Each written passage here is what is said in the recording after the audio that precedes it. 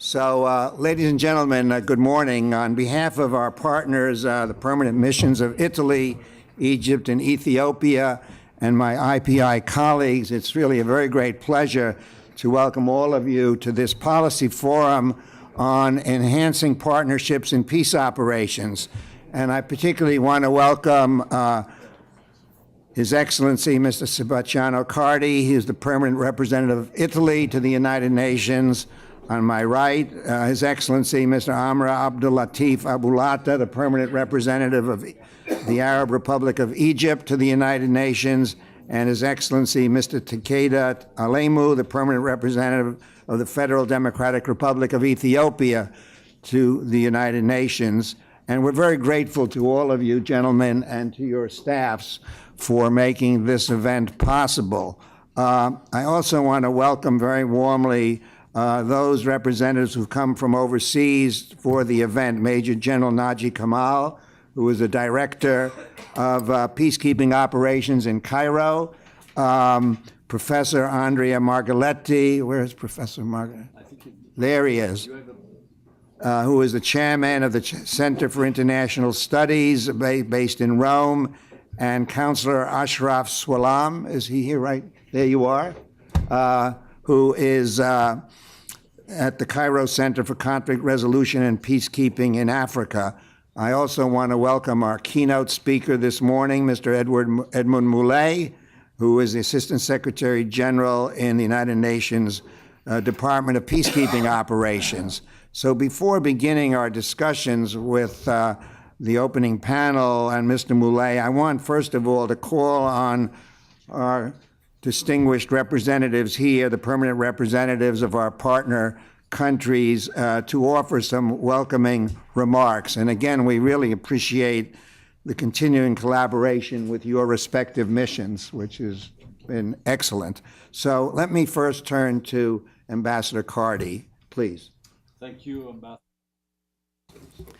It's, as I said, it's a pleasure to be back here at the IPI. We have had so many cooperations going on, and I think you're doing a really good job to support the member states, vision and the UN vision on many important topics. And also it's, for me, a really big pleasure to sit with Ambassador Takeda Alemu of Ethiopia and Ambassador Amr Abulata of Egypt, two key partners for Italy, not only on peacekeeping, of course, but also on peace prevention, mediation efforts, as is the case, for example, right now in Libya. We are working with our regional partners, the neighboring countries, the African Union, of course. So it's really important for us to be with Egypt and Ethiopia. And by the way, I would like to start just by expressing the condolences, I think, on the name of everybody, to Ethiopia for the killing of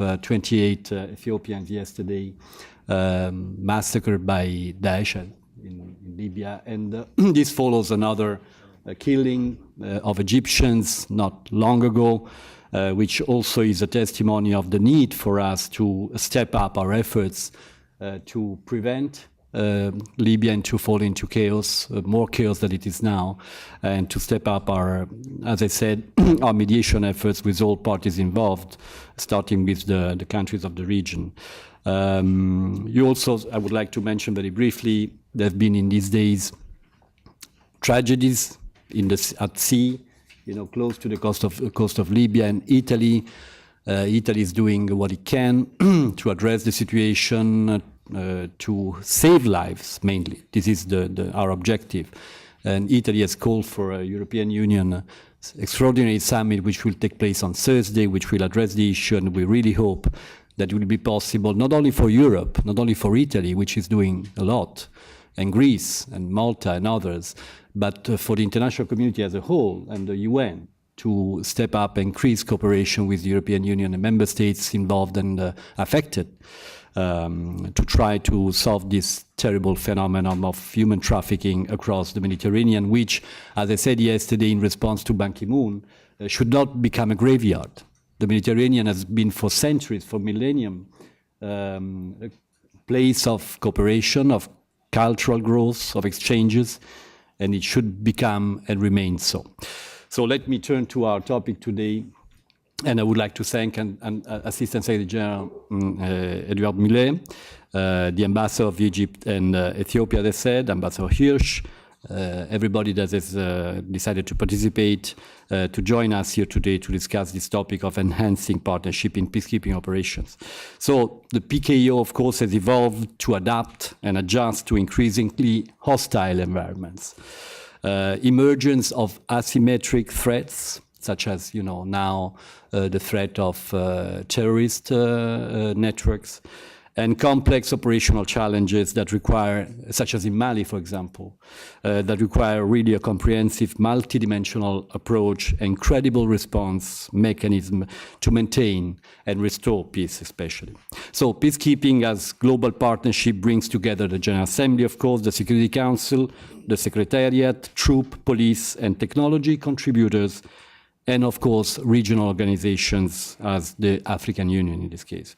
So a reinforced and effective partnership among actors belonging to different regions and regional organizations represents for us a pillar for future successful peacekeeping activities, especially, of course, in the African continent where 80% of the troops are deployed, the blue helmets are deployed.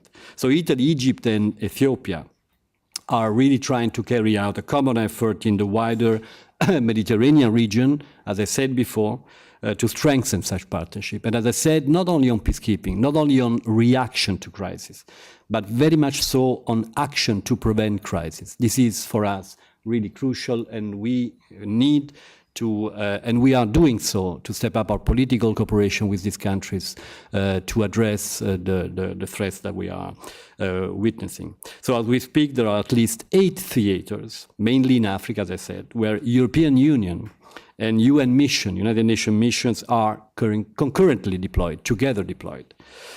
So reinforced cooperation between international and regional organizations, as I said, is absolutely a must. This roundtable discussion will provide an opportunity to better understand the perspective of member states with regard to UN partnerships with regional organizations. So from a national point of view, we wish to strengthen, as I said, the African regional capabilities.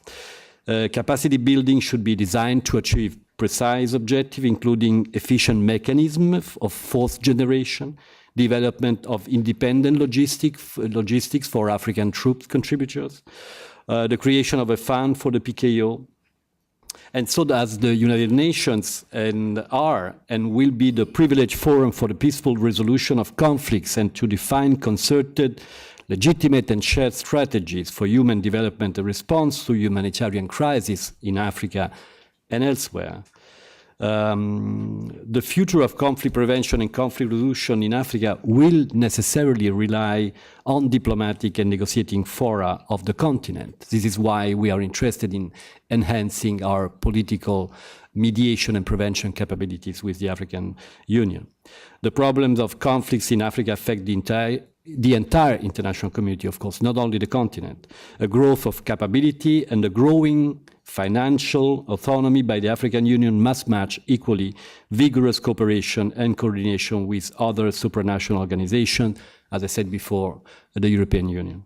In this sense, Italy has an extensive experience in PKO gained in the Balkans, in Afghanistan, in Lebanon, of course, and thanks to the decade-long participation in international organizations engaging in the defense of global peace, as the UN and the EU, we could represent a privileged partner, we hope, for the Euro-African cooperation in the field of peacekeeping.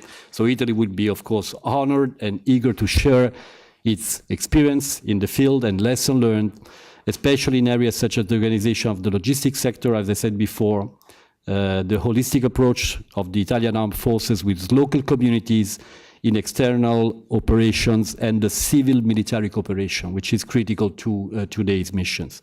And of course, also the training opportunities we can offer, both in Turin through the Staff College, the UN Staff College, and in Vicenza through the Center of Excellence for Stability Police Units, COESPO, which has trained so far hundreds of police units from African countries. So with that, I conclude my initial remarks, and I thank you, everybody, and the IPI especially, and the partners countries for the participation. Thank you. Well, Ambassador, thank you very much. You know, we're all aware of these terrible tragedies that have happened over the last days and weeks, and also what's happened to your own troops and also the Ethiopian forces, and how these are, you know, issues that really involve all of us, not just the three representatives or what goes on here in New York. So I'm really glad you started your remarks by highlighting those major concerns. So I'd like now to ask Ambassador Latif to take the floor here. Ambassador Abulata. Thank you, Ambassador. Mr. Chairman, Ambassador Hirsch, Mr. Assistant General, Sir Muley, distinguished participant. Let me start by joining my colleague of presenting my deep condolences and the condolences of the government of Egypt to the government of Ethiopia and the ambassador of Ethiopia here about the heinous crime that took place recently and the slaughter of 30 Ethiopians, which really reflect again and again the need to combat terrorism, which is gaining more and more ground each day. Distinguished participant, I would like first of all to thank the co-organizer of the seminar, my colleagues Ambassador Kardi and Ambassador of Ethiopia, Ambassador Tikeda, and Ambassador John Hirsch, representing the International Peace Institute, for their efforts make the seminar a success, as is evident by this large and selected audience, which in turn bears testimony to the relevance of the subject that are to be discussed today, and the select and distinguished list of speakers. I take this opportunity and welcome Assistant Secretary General for Peacekeeping Operation, Mr. Edmund Muley, as the keynote speaker, reflecting his distinguished expertise in this field. I would also like to highlight the presence of speakers who came from capitals to participate. Major General Nagi Kamal, Director Peacekeeping Operation in Egypt, Minister of Defense, Professor Andrea Margaletti, Chairman, Center for International Studies, and Councillor Ashraf Suelam, Director, Cairo Center on Conflict Resolution and Peacekeeping in Africa.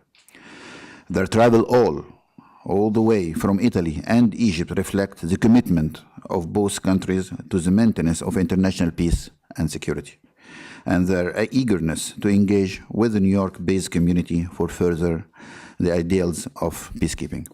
Distinguished guests, the changing nature of today's conflict required us to react more effectively in response to the emerging threats relating to peace and security worldwide.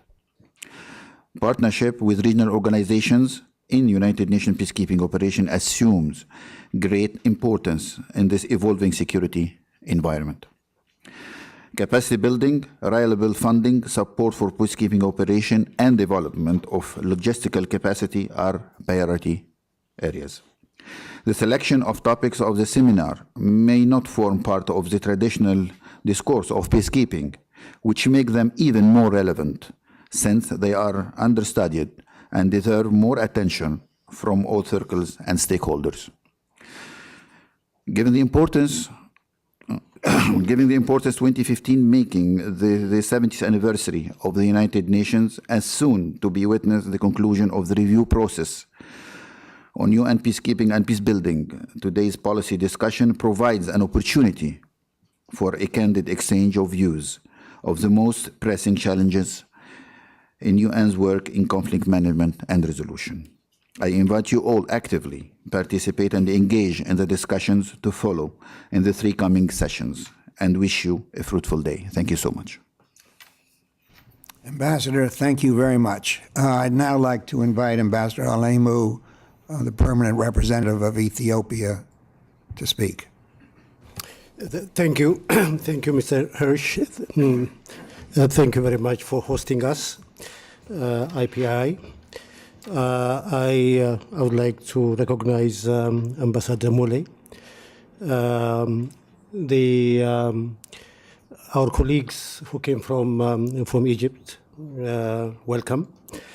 My friends, the Italian ambassador and the Egyptian ambassador. I have been very elated to have been able to join them in organizing this event. Of course, when one looks at the Egyptian and the Ethiopian ambassador together hosting an event such as this, dealing with partnership in peace operations, one can see how much Egypt and Ethiopia have begun to address some of the challenges that they have been facing. I think when one looks at the nature of the very complex challenge that we face today, obviously it becomes very imperative that particularly countries such as Ethiopia and Egypt that have great responsibility in that part of the world that we occupy to work together. Therefore, I find it extremely gratifying that we have been able to host this together with Italy. Now, let me say this.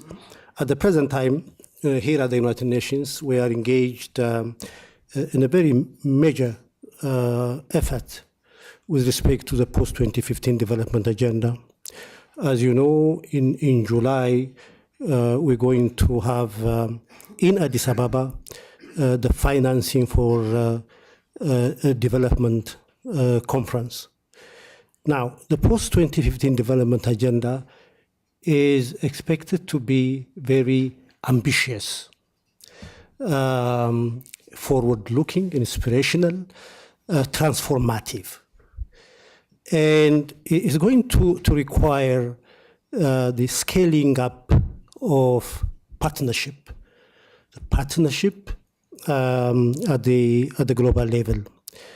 The level of partnership cooperation that we have now, without any doubt, is not sufficient to enable us to address the challenge that we're facing. I would like to express appreciation for the expression of condolences over the barbaric act committed against Ethiopians in Libya. Of course, this underlines the fact that there is a great need for greater cooperation, including in the peace operation area. Now, while of course Goal 16 of the Sustainable Development Goals deals with this, and without any doubt, there is a lot of effort that needs to be made on the part of everybody, all countries, to ensure that we'll be in a position to address the challenge we face. In the peacekeeping, peace operation area as well. Without that, we would be unable to meet the very ambitious agenda that we have in connection with the post-2015 development agenda. It's not always easy to realize when you go through a period which later would be characterized as a turning point. You wouldn't feel it when you go through that period. I personally feel that 20 years from now, 15 years from now, we'll look back in hindsight, in retrospect, and say this period that we are going through is a turning point, perhaps since the Second World War. Therefore, in the peace operation area, the partnership that we require, in this case, say for example, the cooperation between the United Nations and the African Union. The cooperation between the two has been underway for some time. It has been very effective, but there is a need for doing more. On the basis of Chapter 8 of of the UN Charter on the basis of the comparative advantage of the two entities. There are certain assets, advantages that the African Union and the Peace and Security Council of the African Union has, and obviously the responsibility for international peace and security is given to the Security Council. In terms of financing peacekeeping operations, I mean, I don't have to tell you that the AU has a great need for support. We are hopeful that the Prodi report would be implemented. It contains a number of very interesting ideas in connection with enabling the AU and the AU's Peace and Security Council to play a more effective role in peace operations. As you know, close to 70% of the time of the Security Council is devoted to African peace and security issues. Therefore, obviously, for us to be able to make major headway in this area, there is a need to succeed in Africa. And for that to happen, there is going to be a great need, as I said, for scaling up the cooperation between the United Nations and the African Union. We in Ethiopia are very much committed to ensuring that Africa succeeds in this area and the international community succeeds. Whatever happens in Africa, whatever happens in Ethiopia, Egypt, or any other African country is bound to affect sooner or later all other countries. I mean, it's not a joke, the saying that the world has become a small village. In fact, it is. And one thing that I should underline before I conclude is that, and this is in connection with the tragedy that befell on Ethiopians in Libya, the cooperation among the terrorist groups has been more effective and more dynamic than the cooperation among countries that profess to fight terrorism. I think this is a fact. There is a great need for the international community, for the countries of the world, to ensure that the cooperation among us is scaled up. And I hope this discussion today, exchange of views, conversation, would help us make some progress in this debate, in this discussion. And the contribution of Ambassador Mule, I have no doubt, would be very helpful in this regard. Thank you very much. Thank you, Ambassador. Well, as all three speakers have highlighted, there is really extensive attention these days at the United Nations and also in Addis Ababa at the headquarters of the African Union to the issue of enhancing these partnerships. And as everybody here is very aware, the United Nations peace operations have expanded and become much more complex. There are now 16 of these peace operations globally, 9 of which are in Africa, and 75% of the United Nations 130,000 peacekeepers are deployed in Africa, and African nations contribute approximately 40% of all the uniformed peacekeepers. So all these relations are expanding and deepening, even as the challenges become more complex. So given these realities, we're very privileged indeed to have as our keynote speaker this morning, Mr. Edmund Mule from Guatemala. And he has extensive experience with the United Nations peacekeeping operations, having been Assistant Secretary General in DPKO since August 2007, and most significantly, he went on a very difficult mission as special representative and head of the United Nations Stabilization Mission in Haiti at a particularly difficult moment after the earthquake that took the lives of our good friend Hedi Anabi, who at that time was the special representative, and many others who were in the building that came down, as well as so many Haitians who lost their lives in that earthquake. And he, Mr. Moulet, started the UN process of rebuilding Haiti, which has made considerable strides since then. So we're really very appreciative that you are here today, Mr. Moulet, and to share your insights with us. And I want to invite you to share your insights from that podium. Well, thank you. Thank you very much, Ambassador Hirsch and ambassadors from Italy, Egypt, and Ethiopia, Your Excellencies and ladies and gentlemen. It is a great pleasure to be again here in IPI and to participate in this very timely roundtable on the partnerships in peacekeeping. I would like to congratulate IPI for this initiative and commend the lead role played by Egypt, Ethiopia, and Italy in convening this event. This constitutes yet again another testimony of your strong commitment to supporting peacekeeping at a time when the United Nations faces daunting challenges in its operations across the world, and in particular in Africa and in the Middle East. Although peacekeeping has always been confronted to changing political and security landscapes, the increasing pressure of asymmetric threats is a new feature, as Ambassador Cardi just mentioned, just like the emergence of more complex trans-state conflict scenarios.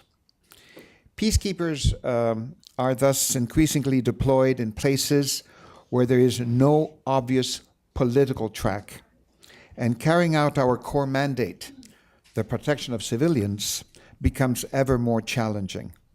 In addition, host governments' consent remains uneven and in some cases restrains the mission's capacity to implement their mandate.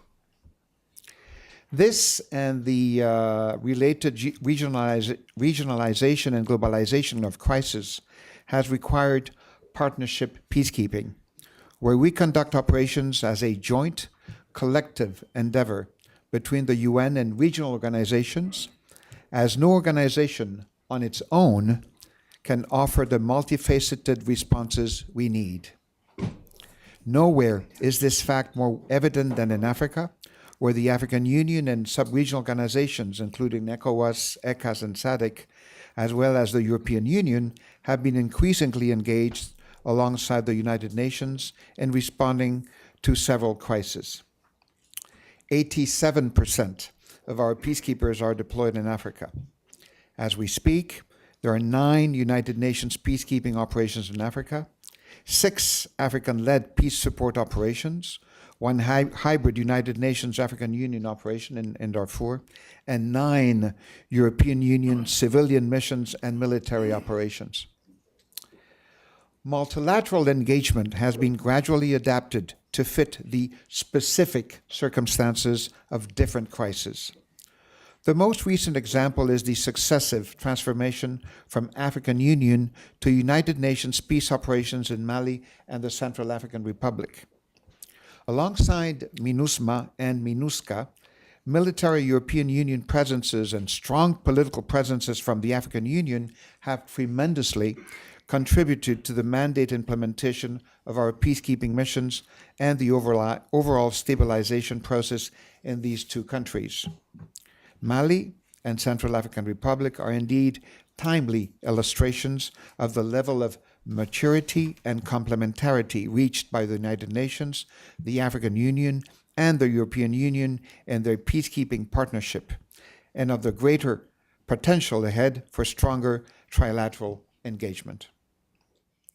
Partnerships with regional organizations have also played a critical role in enhancing the political leverage of our peacekeeping operations, as demonstrated with the June 2013 Peace and Security Framework for the Great Lakes region, spearheaded by the African Union, the SADC, and the ICGLR. More recently, the African Union and ECAS have been actively supporting the stabilization of the Central African Republic.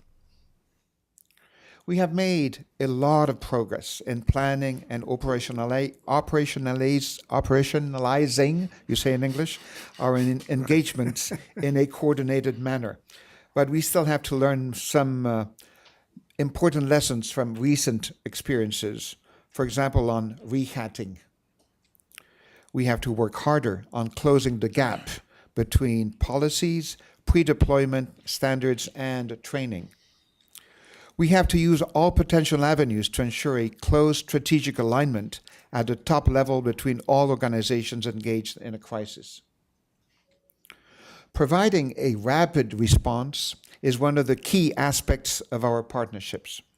Supporting the African Union in its efforts to operationalize fully the African Standby Force and pursuing consultations with the European Union and the EU battle groups are therefore priorities for us. The focus of our partnership with regional organizations has been geared towards partners with operational engagements in peacekeeping, mainly the African Union and the EU. However, we also wish to strengthen our relationship with other regional organizations that are willing to develop their peace and security capacities. In particular, I was very pleased to hear about the plans of the League of Arab States to develop an Arab force, and of the discussions in the ASEAN to develop their own peacekeeping force. We look forward to continue to engage with these partner organizations to align our objectives on peacekeeping and to further collaborate with other regional organizations, such as the Organization of American States, that could play an important role in moving forward with the political track. Thank you very much. Would you take a question or two? Absolutely, yes. So if anybody would like to ask a question here while Mr. Moulet is with us, that would be great.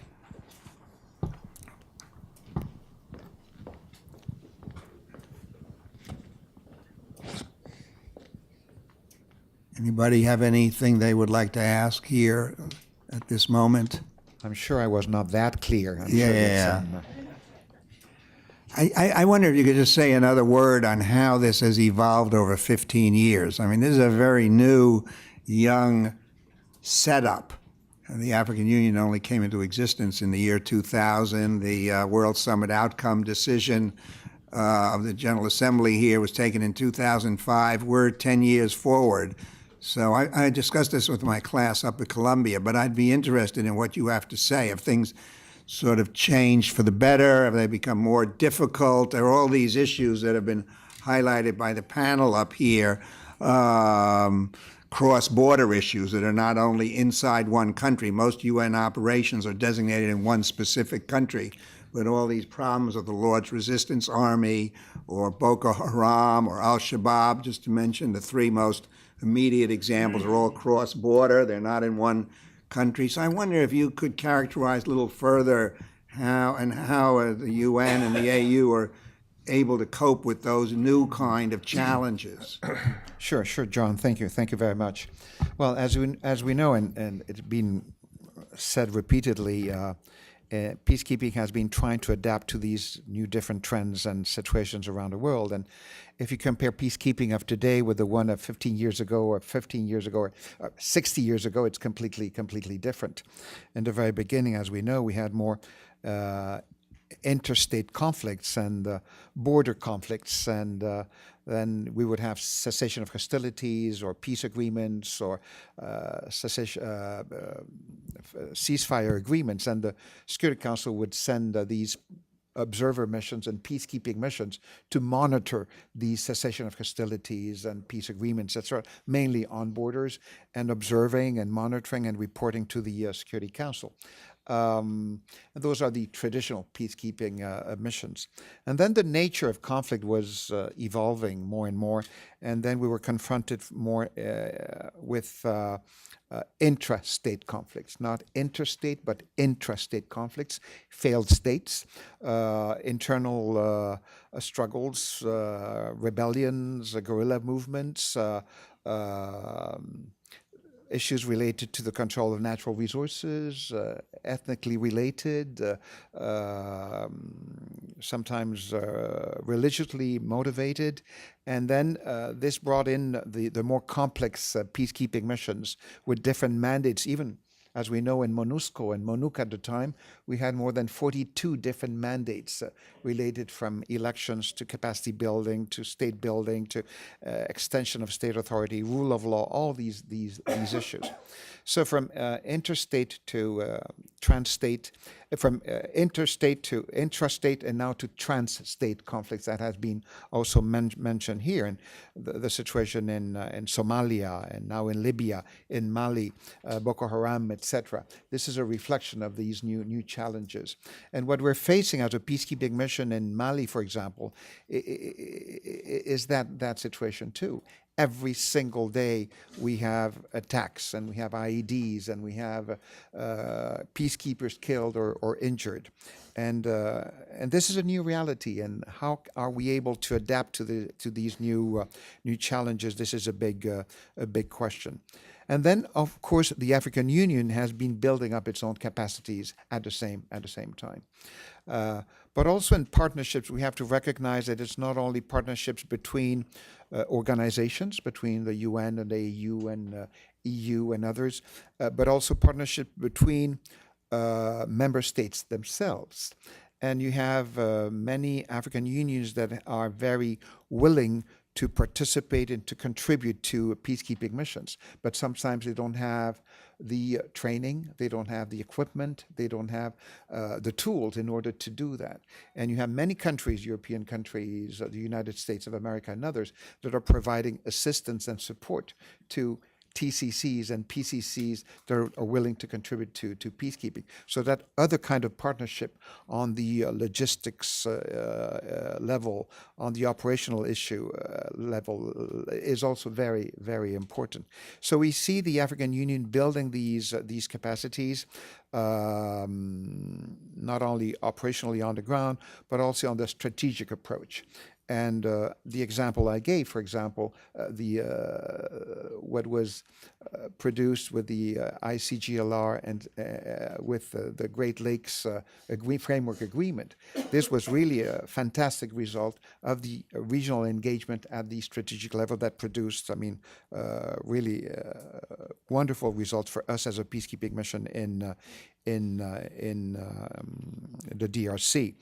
And we have the United Nations, as you know, we have the UNOAU, United Nations Office in Addis Ababa, and we have political affairs officers, military advisors. We're working with the African Union in providing all the necessary support for AMISOM. We're working with the African Union right now, providing all the necessary support as requested in order to prepare the operations against Boko Haram. So in many of these activities, the partnership is there and all the time in a better level, I would Well, say. I think that's great that you said all that, because the big point in my mind is this is not a static matter. It's changing all the time. It's evolving, and the threats are different, as you've highlighted, a number of you have highlighted. And the efforts are ongoing, so it's not just a one-shot event here today or something, and then everything is fixed in place. So I think Ambassador Carty will ask a question, wants to ask you a question, and then we'll move on to the first panel. Yeah, maybe a more technical one, but maybe it's also political a little bit. You mentioned the mandates, which is one of the critical aspects of peacekeeping operation today. And, there is the political mediation activities, sometimes, entrusted to the PKU, to the mission, the military, the component, the civilian protection component, humanitarian one. But how, and of course mandates are crucial. If you have clear mandate, good mandate, you can have a good, effective peace operation. How do you talk to the African Union, for example, because, most of the missions are in Africa, to try to have their ideas or the contributions in terms of mandate, realistic mandate, what can be put in the mandate? Are you planning to step up this kind of, dialogue with the African Union on this crucial aspect? The mandates are given to us by the Security Council. and they're the ones who are reaching out and consulting with different partners on that, including with DPKI. They do share with us, I mean, their ideas on that, and we provide some inputs and some recommendations on that. But it's we're not always aligned with the Security Council in some of these issues. I will not mention a specific country right now, but we're discussing with the Security Council wants to add an additional specific mandate to a specific mission on some operations that we don't agree with. And then I'm making the rounds right now with members of the Security Council and alerting them that this is not a good idea. And this will have consequences and negative effects in many ways. And we have the African Union member states in the Security Council that also serve as a bridge, or should serve as a bridge also, with the African Union in Addis in the preparation of these different mandates. And then when we have the bridging arrangements like we had in Mali and Central African Republic, then the engagement with the African Union is really a more important one, the highest level possible, because they are there on the ground first, and they deploy very quickly on the ground, and then we take over from them. So the discussions with them on that is better, I would say, than when it's only a UN first engagement in a country. But I do believe that there's quite a room for improvement in that dialogue between the UN and the African Union in the preparation of our UN or joint engagements in Africa in many ways. I think that dialogue and that consultation should be enhanced.